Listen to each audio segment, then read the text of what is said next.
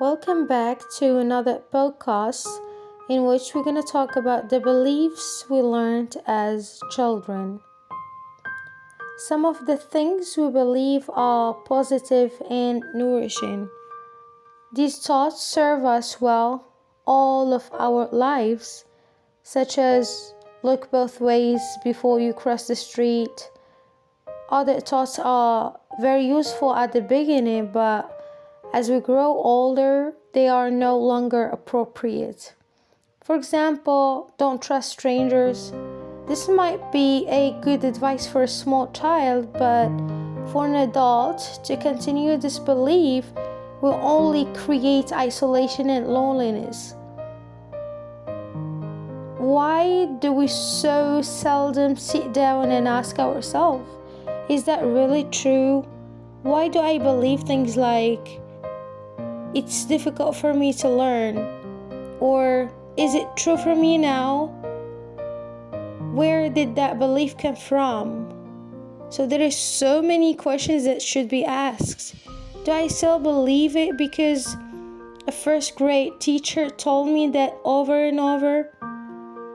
Or would I be better off if I dropped that belief?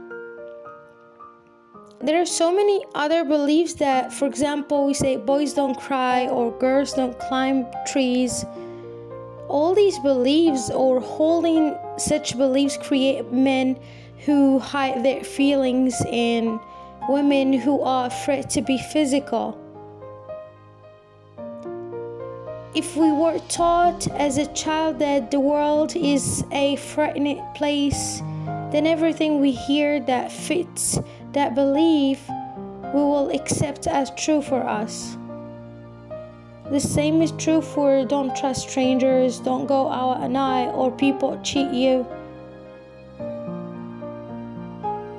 On the other hand, if we were taught early in life that the world is a safe place, then we would hold other beliefs.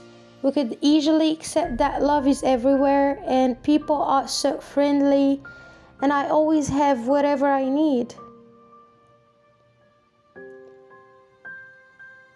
If we were taught as a child that it's my fault, then we will walk around always feeling guilt no matter what happens.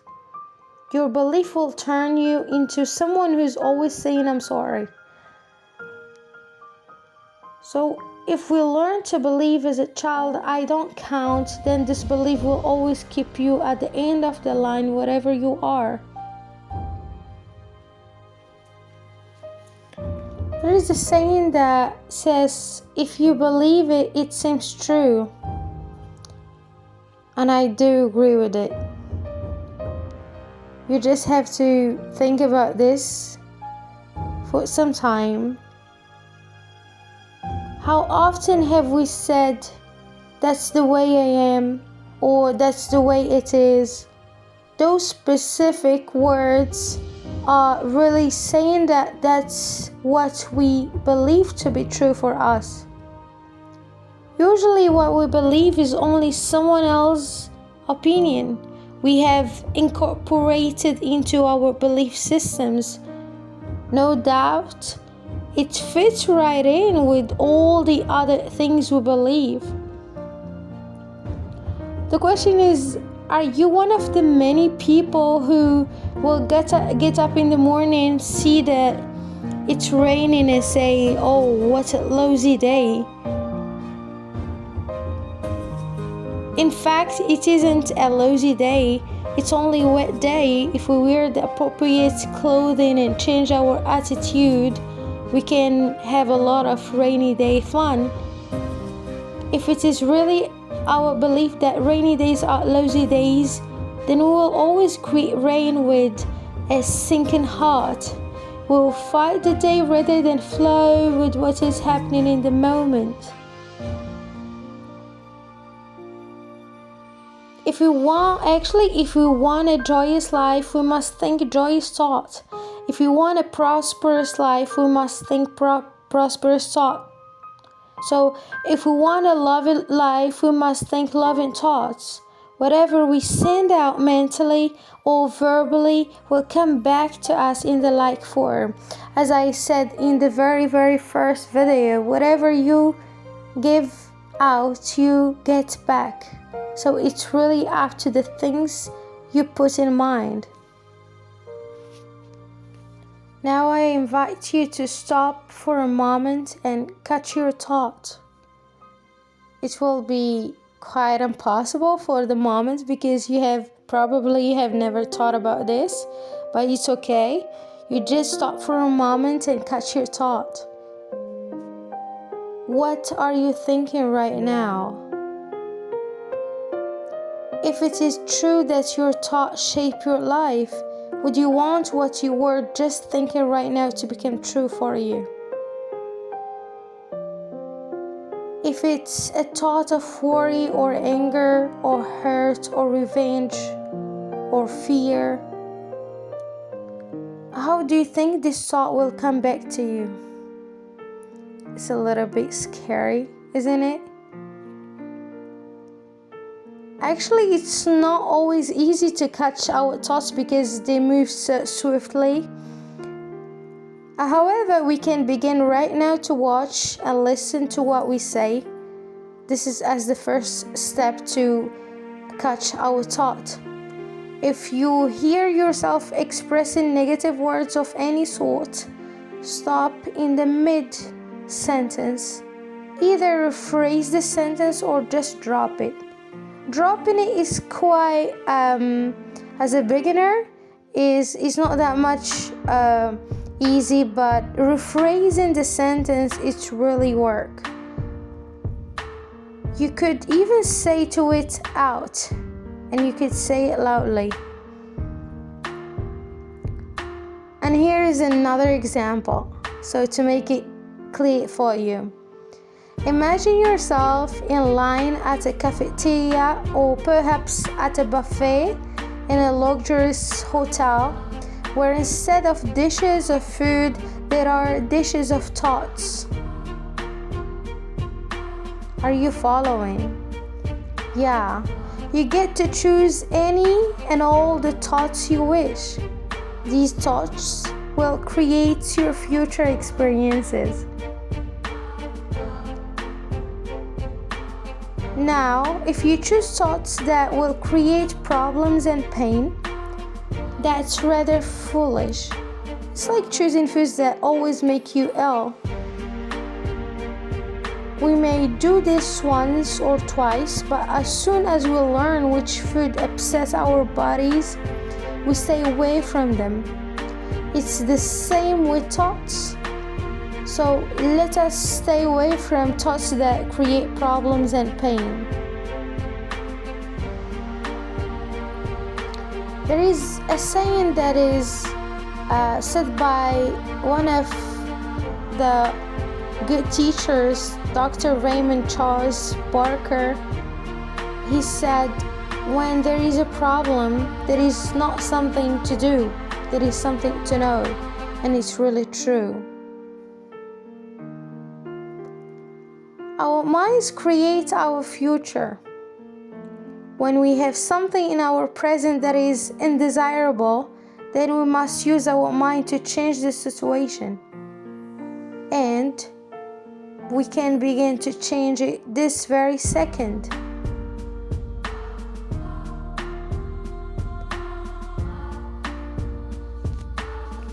Actually, it would be incredible if that the topic how your thought work would be the very first subject taught in school. I have never understood the importance of having children memorize battle dates. It seems like such a waste of mental energy. Instead, we could teach them important subjects such as how the mind works, how to handle finances, how to invest money for financial security, how to be a parent, or how to create good relationships, and how to create and maintain self-esteem and self-worth. Can you imagine what a whole generation of adults would be like if they had been taught these subjects in school along with their regular curriculum? Think how this truth would manifest. I believe that we would have happy people who feel good about themselves. We would have people are comfortable financially and who enrich the economy by investing their money wisely. They would have good relationships with everyone and would be comfortable with the role parenthood or the role of parenthood, and then go on to create another generation of children who feel good about themselves.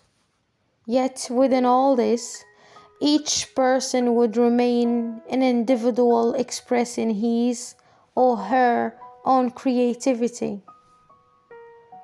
That's why I believe that there is no time to waste. Let's just continue to discover what we already have and how we can change it. And as we said, in order to start that change, we have to do house cleaning or mental cleaning. It's like cleaning your house. You go through your mental rooms and examine the thoughts and beliefs in them. Some I love, so I polish and shine them and make them even more useful. Some might notice need replacement or repair, and I get round to them as I can. Some are like yesterday's newspapers and old magazines, or clothing that's no longer suitable. These I either give away or toss into the trash, and I let them be gone forever. Actually, it's not necessary for you and me to be angry or to feel bad in order to do this. It's really up to the very first decision, which is willing to change. And for this reason, we're gonna have an exercise that will help us to stay positive and to stay alive and active as much as we can. As we have already decided that we are willing to change, so we're gonna use all the methods that work for us. First, we're gonna use the previous method, which is looking in a mirror. You just go and look in a mirror and say to yourself, I'm willing to change. And then notice how you feel. If you are hesitant or resistant or just don't want to change, then you have to ask yourself why. What old belief am I holding on to? And here, please don't scold yourself. You have to be that much kind, that much easy on yourself. And just notice, what is it? What is that belief that you're still holding and which is keeping you back? Actually, I will bet that belief has been causing you a lot of trouble. I wonder where it came from. Do you know? Whether we know whether it came from or not, let's do something to dissolve it. Now, again, go to the mirror and look deep into your own eyes. Touch your throat and say out loud 10 times, I'm willing to release all resistance. I'm willing to release all resistance. In fact, meter work is very powerful. As children, we received most of our negative messages from others looking us straight in the eye and perhaps shaking a finger at us. Whenever we look into the mirror today, most of us will say something negative to ourselves because we get used to it. We either criticize our looks or berate ourselves for something. To look yourself straight in the eye and make a positive declaration about yourself is the quickest way to get results with affirmation. This is for today, and I hope you practice. See you soon.